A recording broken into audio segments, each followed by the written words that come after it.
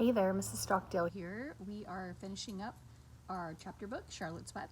We are on chapter 20, and it's called The Hour of Triumph. Special announcement, said the loudspeaker in a pompous voice.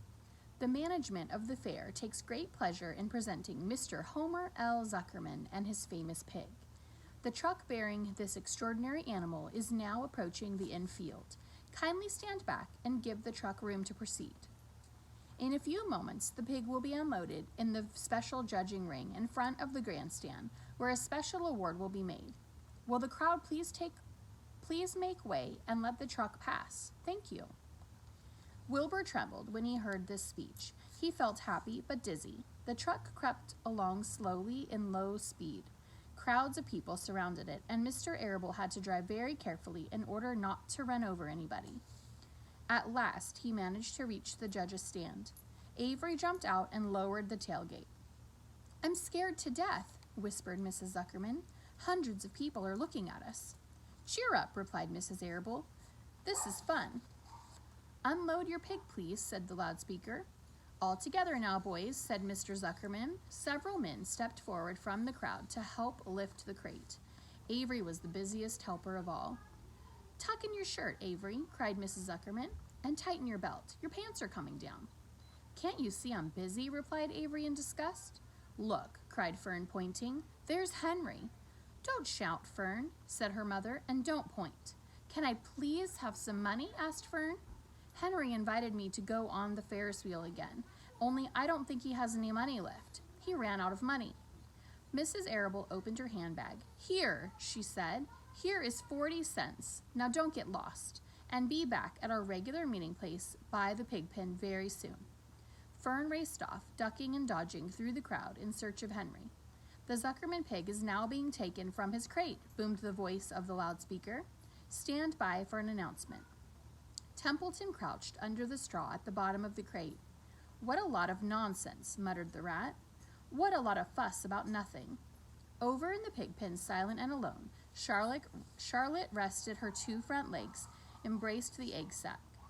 Charlotte could hear everything that was said on the loudspeaker. The words gave her courage. This was her hour of triumph. As Wilbur came out of the crate, the crowd clapped and cheered. Mr. Zuckerman took off his cap and bowed. Lurby pulled his big handkerchief from his pocket and wiped the sweat from the back of his neck. Avery knelt in the dirt by Wilbur's side, busily stroking him and showing off. Mrs. Zuckerman and Mrs. Arable stood on the running board of the truck. Ladies and gentlemen, said the loudspeaker, we now present Mr. Homer L. Zuckerman's distinguished pig. The fame of this unique animal has spread to the far corners of the earth, attracting many valuable tourists to our great state. Many of you will recall that the never-to-be-forgotten day last summer when the writing appeared mysteriously on the spider's web in Mr. Zuckerman's barn, calling the attention of all sundry to the fact that this pig was completely out of the ordinary. This miracle has never been fully explained, although learned men have visited the Zuckerman pig pen to study and observe the phenomenon. In the last analysis, we simply know that we are dealing with supernatural forces here, and we should all feel proud and grateful. In the words of the spider's web, ladies and gentlemen, this is some pig. Wilbur blushed. He stood perfectly still and tried to look his best. This magnificent animal, continued the loudspeaker, is truly terrific. Look at him. Ladies and gentlemen, note the smoothness and whiteness of the coat. Observe the spotless skin and healthy pink glow of ears and snout. It's the buttermilk, whispered Mrs. Arable to Mrs. Zuckerman. Note the general radiance of this animal. Then remember the day when the word radiant appeared clearly on the web. Whence came the mysterious writing?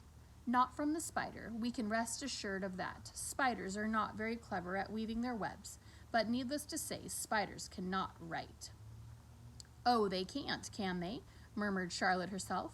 Ladies and gentlemen, continued the loudspeaker, I must not take any more of your valuable time. On behalf of the governors of the fair, I have the honor of awarding a special prize of $25 to Mr. Zuckerman, together with the handsome bronze medal suitably engraved in token of our appreciation of the part played by this pig, this radiant, this terrific, this humble pig.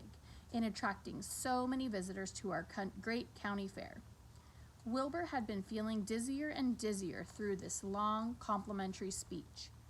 When he heard the crowd begin to cheer and clap again, he suddenly fainted away. His legs collapsed, his mind went blank, and he fell to the ground unconscious. "What's wrong?" asked the loudspeaker. "What's going on, Zuckerman? What's the trouble with your pig?"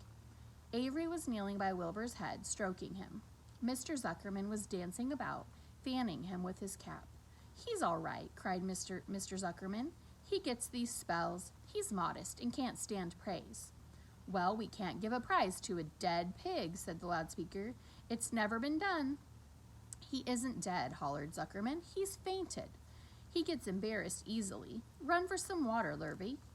Lurvy sprang from the judge's ring and disappeared. Templeton poked his head from the straw. He noticed that the end of Wilbur's tail was within reach.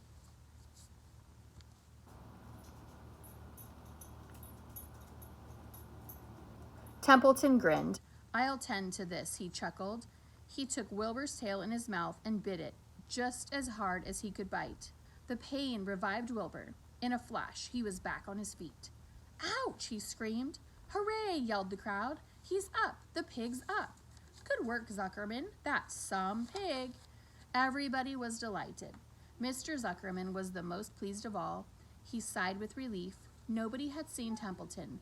The rat had done his work well, and now one of the judges climbed into the ring with the prize. He handed Mr. Zuckerman 2 $10 bills and a $5 bill. Then he tied the medal around Wilbur's neck. Then he shook hands with Mr. Zuckerman, and while Wilbur blushed, Avery put out his hand, and the judge shook hands with him too. The crowd cheered. A photographer took Wilbur's picture. A great feeling of happiness swept over the Zuckermans and the Arables. This was the greatest moment in Mr. Zuckerman's life. It is deeply satisfying to win a prize in front of a lot of people. There is Wilbur passed out and the picture of them getting the award and shaking hands. As Wilbur was being shoved back into the crate, Lurvy came charging through the crowd, carrying a pail of water. His eyes had a wild look. Without hesitating a second, he dashed the water on Wilbur. In his excitement, he missed his aim, and the water splashed all over Mr. Zuckerman and Avery. They got soaking wet. "For goodness sake," bellowed Mr. Zuckerman, who was really drenched. "What ails you, Lurvy? Can't you see the pig is all right?" "You asked for water," said Lurvy meekly. "I didn't ask for a shower bath," said Mr. Zuckerman.